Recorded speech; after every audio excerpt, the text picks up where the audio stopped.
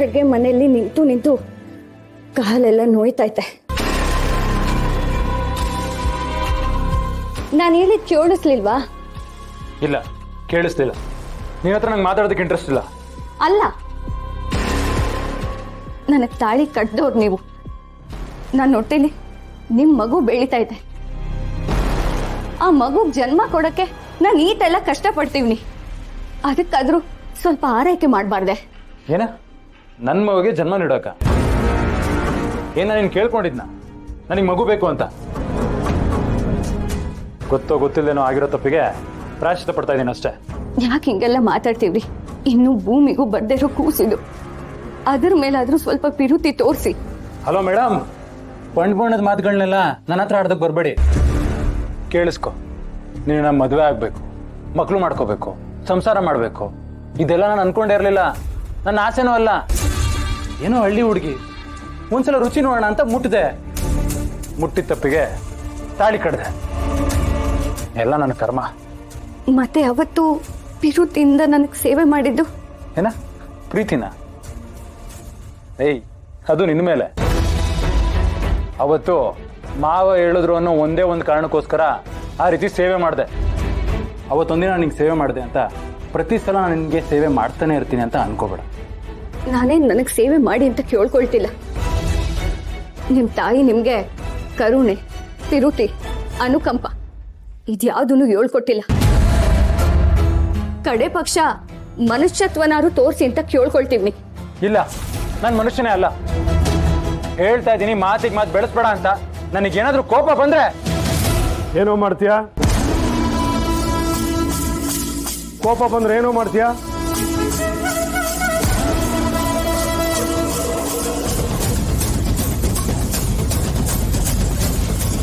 ನೀನ್ ಕೂತ್ಕೊಳ್ಳಮ್ಮ. ಕೋಪ ಬಂದ್ರೆ ಏನೋ ಮಾಡ್ತೀಯಾ? ನೀನು ಹೆಂಡ್ತಿನ ಹೆದರ್ಸ್ತಾ ಇದೀಯಾ? ಇಲ್ಲ ಮಾವ, ಪ್ರೀತಿಯಿಂದ ಮಾತಾಡಿಸ್ತಿದ್ದೆ ಅಷ್ಟೇ. ಮತ್ತೇನು ಕೋಪ ಬಂದ್ರೆ ಅಂತಿದ್ದೆ? ಆ ರೀತಿ ಎಲ್ಲ ಏನೂ ಇಲ್ಲ ಮಾವ. ಅವಳು ಕೆಲಸ ಮಾಡ್ಕೋಬೋದು, ಕಾಲು ನೋವು ಅಂತ ಹೇಳಿದ್ಲು, ಅದಕ್ಕೆ ಕಾಲುತ್ತೀನಿ ಅಂತ ಹೇಳಿದೆ. ಅಯ್ಯೋ ಗಂಡ ಹೆಂಡತಿ ಕಾಲು ಮುಟ್ಬೋದಾ ಅಂತೆಲ್ಲ ಹೇಳಿದ್ಲು. ನೀನಾದ್ರೂ ಕಾಲು ಉದಿಸ್ಕೊಂಡಿಲ್ಲ ಅಂದ್ರೆ ಕೋಪ ಬರುತ್ತೆ ನೋಡು ಅಂತ ರೇಗ್ದೆ ಮಾವ ಅಷ್ಟೇ. ಓಹೋ, ಅಷ್ಟೊಂದು ಬದಲಾಗೋಗಿದ್ಯಾ ನೀನು? ಮಾವ, ಮಾಮ್ ಮೇಲೆ ಪ್ರಾಮಿಸ್ ಬೇಕಾದ್ರೆ. ಸಾವಿತ್ರಿ ಒಂದ್ಸಲ ಕೇಳಿ. ಸಾವಿತ್ರಿ, ಹೇಳಿ ಸಾವಿತ್ರಿ. ಬರ್ರಿ ಮೇಡಮ್ರೆ, ಬರೀ ನೀವು ಮೇಡಮ್ರೆ, ಬರ್ರಿ. ಮೇಡಮ್ರೆ, ನೀವು ಮಾಡಿರೋ ಕೆಲಸ ಎಲ್ರಿಗೂ ಗೊತ್ತಾಗ್ಲಿ. ಯಾಕೆ ಜಾನಕಿ ಅವರೇ, ಏನ್ ಮಾಡಕ್ ಹೊರಟಿದ್ರು? ಇವ್ರೆಂತ ಕೆಟ್ಟ ಕೆಲಸ ಮಾಡಕ್ ಹೊಂಟಿದ್ರು ಅಂತ ಅವ್ರ ಬಾಯಾರ ಕೇಳ್ರಿ.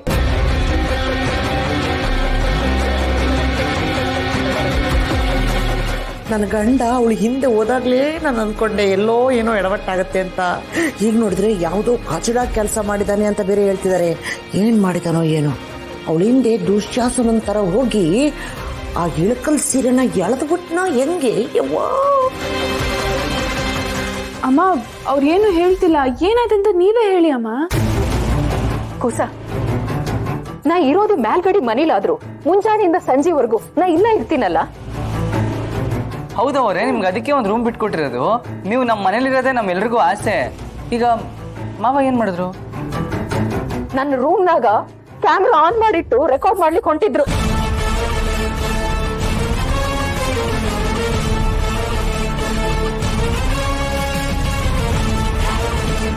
ಅಯ್ಯೋ, ಎಂತ ಆರೋಪ ಹೊರಿಸ್ತಿದ್ದೀರಿ ಅಕ್ಕರೆ? ಇಲ್ಲ ನೋಡ್ರಿ, ಇದ್ರ ಮಖಕ್ಕೆ ಕ್ಯಾಮ್ರಾ ಹಿಡಿಯಕ್ ಬರ್ತತೇನ್ರಿ? ನೋಡಿ, ಈ ಆಂಗಲ್ ನೋಡಿ, ಈ ಆಂಗಲ್ ನೋಡಿ, ಬಗ್ಗೆ ನೋಡಿ, ಮ್ಯಾಲ ನೋಡಿ. ನಮ್ಮ ತಾಯಿಗೂ ಇದಕ್ಕೇನು ಬರಲ್ಲ ಕಣ್ರಿ. ಪಾಪ ಹಾಸ ತರ ಇದಾರ ನನ್ ಗಂಡ.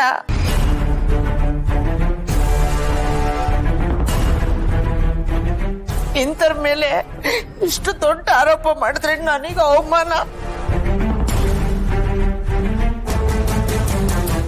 ಹಂಗಾರ ನಾನ್ ಸುಳ್ಳು ಹೇಳ್ತೀನೇನ್ರಿ? ಬೇಕಾದ್ರೆ ಇವ್ರನ್ನ ಕೇಳ್ರಿ.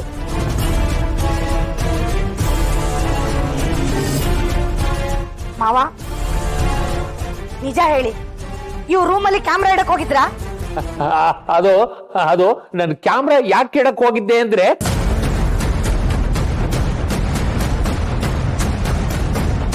ಅಯ್ಯೋ ನಾನು ನಿನ್ನ ಪರ ವಹಿಸ್ಕೊಂಡು ಎಲ್ಲರ ಜೊತೆಗೆ ಮಾತಾಡ್ತಾ ಇದ್ರೆ ನೀನ್ ನನ್ನನ್ನ ಸಾಯಿಸ್ತಾ ಇದೀಯ. ನೀನು ಇಂಥ ದುರ್ಬುದ್ಧಿ ಯಾಕೆ ಬಂತು ಹೇಳು? ಆ ರೂಮಲ್ಲಿ ಕ್ಯಾಮ್ರಾ ಯಾಕೆ ಇಟ್ಟೆ ನೀನು? ಬೀಗ್ರೆ, ನಿಮ್ಗೆ ಸ್ವಲ್ಪನಾದ್ರೂ ನಾಚಿಕೆ ಮಾನ ಮರ್ಯಾದೆ ಇದೆಯಾ? ಅಲ್ಲ, ನೀವಿಂತ ಕೆಟ್ಟ ಕೆಲಸ ಮಾಡ್ತೀರಿ ಅಂತ ನಾನು ಅನ್ಕೊಂಡೇ ಇರಲಿಲ್ಲ. ನಿಮ್ಮನ್ನ ನನ್ನ ಬೀಗರು ನನ್ನ ಸಂಬಂಧಿಕರು ಅಂತ ಹೇಳ್ಕೊಳಕ್ಕೆ ನಾಚಿಕೆ ಆಗ್ತಾ ಇದೆ.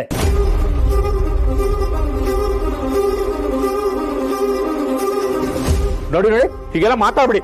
ನನ್ನ ಮನ್ಸಲ್ಲಿ ಆತರ ಕೆಟ್ಟ ವಿಚಾರ ಏನೂ ಇಲ್ಲ. ನಾನು ಕ್ಯಾಮ್ರಾ ಇಟ್ಟಿದ್ದೆ ಬೇರೆ ಕಾರಣಕ್ಕೆ. ಮಾವ ರೂಮಲ್ಲಿ ಕ್ಯಾಮ್ರಾ ಇರೋದಕ್ಕೆ ಕಾರಣನೂ ನನ್ ಗಂಡನು ಹೋಗ್ಬೋದು, ನೀನು ಹೋಗ್ಬೋದೆ ವಿಶಾಲವಾದ ಅಕ್ಷಿ. ಈ ಮನೆಯಲ್ಲಿ ನಮ್ಮನ್ನೆಲ್ಲ ಹೊರಗ್ನೋರ್ ತರ ನೋಡ್ತಿದ್ದೀರಾ.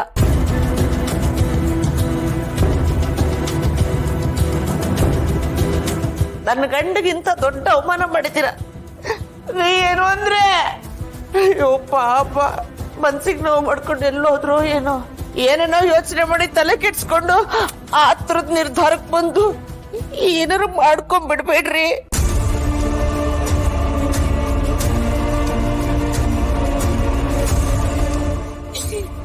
ನನ್ ಮಾಂಗಲ್ಯ ಉಳಿಸ್ರಿ. ಏನು ಅಂದ್ರೆ